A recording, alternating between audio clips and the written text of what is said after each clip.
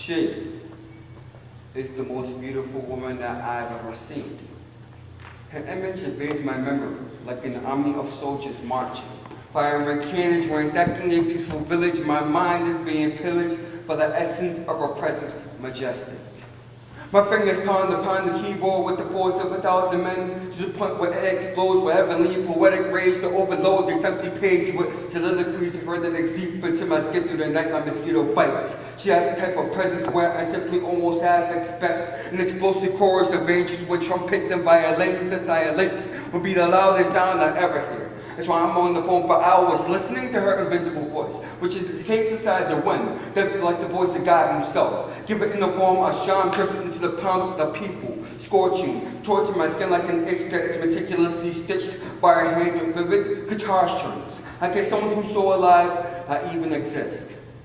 She is the most beautiful woman that eyes have never seen. I cherish every non-existent moment that I spend with her. I place pictures in my scrapbook of memories that never happened, filled with treasuries to reminisce. I quiver because a shiver makes the entire earthquake. It's the same Andros, the curtage rain of acid. Something to a vortex and manufacture dreams 10 minutes with her will make the rapture seem perfect, and I relish. If you conjure that moment in conversation, that's why I grip my pen as if it was a hand. As warm as the morning light that pries my eyes open.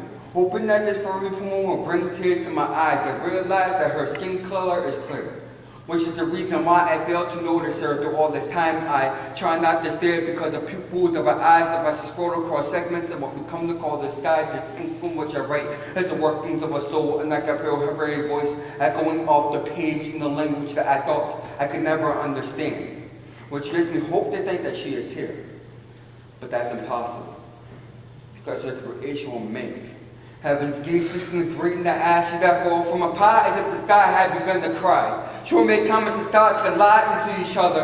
Every time we will discover the nature of her emotions is painted in black and blue. A collage of her wounds as this Bruce was a person that I go attach to this pain. Want to use my affliction to scream to the point where dreams seem to be a gateway. I'm addicted and I'm struggling just to breathe. Obedience is a disease that seeps in my bloodstream. Like the Holy Ghost to the point where I want to rip my heart out so I won't feel it so rampantly, existentially. She has to be God's best. I try to be not stressed, but how can I not stress the fact that she's not here? She is the most beautiful woman that I've ever seen.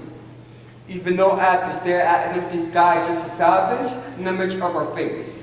I want her to exist, to grab me by the hand, and I know that I'm not falling, I'm levitating in love, but that would be impossible because the earth cannot possibly be able to withstand the true essence of her beauty.